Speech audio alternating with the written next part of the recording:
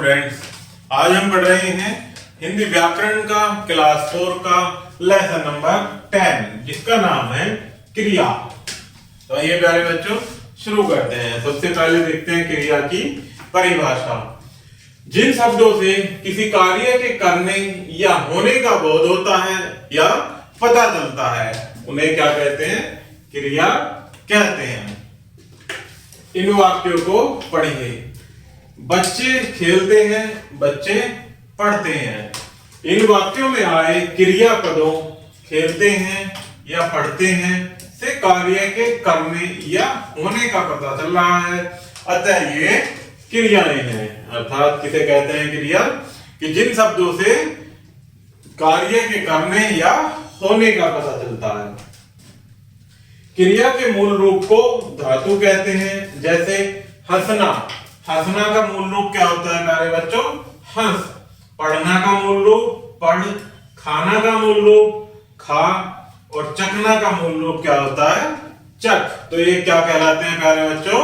क्रिया के मूल रूप को क्या कहते हैं? इन्हें धातु। धातु में ना प्रत्यय जोड़ने से क्रिया का सामान्य रूप बनता है। जैसे हंस में अगर ना जोड़ते हैं तो क्या बन जाता है? हंसना। ये क्या है?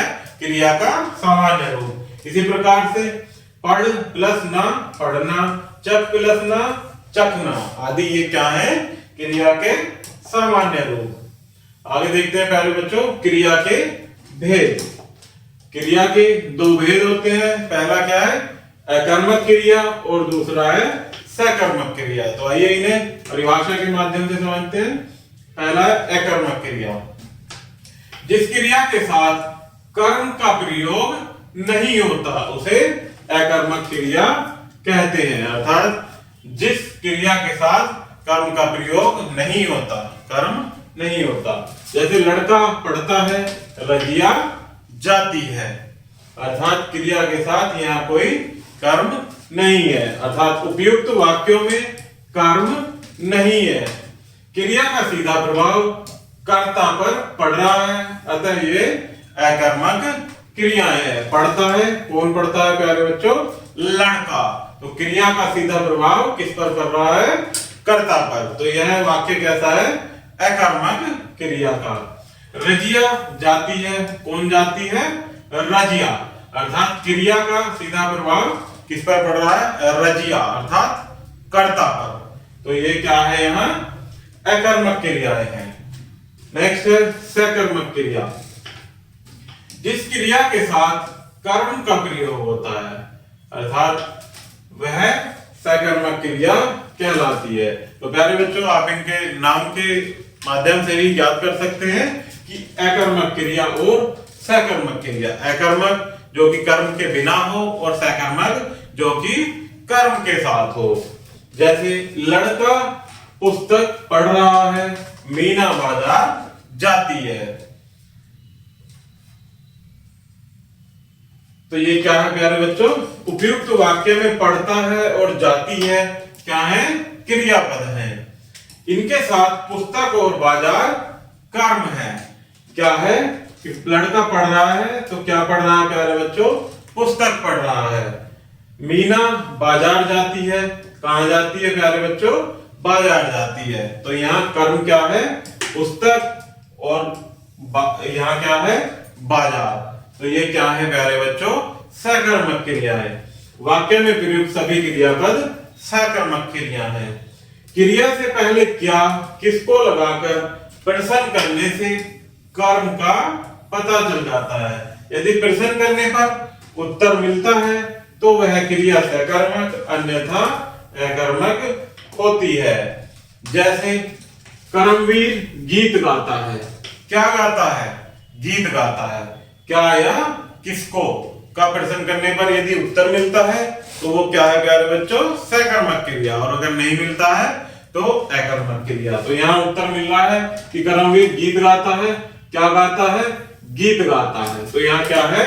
गीत कर्म है और ये सकर्मक क्रिया है। बढ़ई अलमारी बनाता है। क्या बनाता है? अलमारी बनाता है। तो यहाँ कर्म मिल रहा है प्यारे बच्चों, ये भी क्या होगी? सकर्मक क्रिया। आगे देखते हैं क्रिया के कुछ अन्य पद। मुख्य क्रियाओं के अतिरिक्त कुछ अन्य क्रियाएं भी होती हैं जो निम्नलिखित हैं। इसमें पहला है संयुक्त क्रियाएं, दूसरा सहायक क्रियाएं और तीसरा नाम धातु क्रियाएं। तो इन्हें परिभाषा के माध्यम से समझते हैं। संयुक्त क्रियाएं, जो क्रियाएं दो या दो से अधिक धातुओं के योग से बनती हैं उन्हें संयुक्त क्रियाएं कहते हैं। जैसे मोनिका ने खाना खा लिया, बच्चा बोलने लगा। इन उदाहरणों में खा लिया और बोलने लगा संयुक्त क्रियाएं हैं, जो कि खाना और खा लिया, बच्चा बोलने लगा, ये क्या कह रहे बच्चों? संयुक्त क्रियाएं। नेक्स्ट है सहायक क्रियाएं, जो क्रियाएं मुख्य क्रिया के अर्थ को स्पष्ट करने में सहायक होती हैं उन्हें सहायक क्रियाएं कहते हैं। अर्थात किन्हें कहते हैं? जो मुख्य क्रिया के अर्थ को स्पष्ट करने में सहायक होती हैं। जैसे ग्वाला 4 गायें रखता है, मैं खाना नहीं खा रही थी। इन उदाहरणों में रखता है और रही थी क्या है? सहायक क्रियाएं हैं। नेक्स्ट है नाम धातु क्रियाएं। संज्ञा तथा विशेषण शब्दों से बनने वाली क्रियाएं नाम धातु क्रियाएं कहलाती है। किससे? संज्ञा तथा विशेषण शब्दों से बनने वाली क्रियाएं क्या कहते हैं उन्हें? नाम धातु क्रियाएं। जैसे संज्ञा शब्द है हाथ, हाथ से क्या नाम धातु क्रिया बनेगी प्यारे बच्चों? हथियाना। इसी प्रकार चक्कर से क्या बनेगी? चकराना।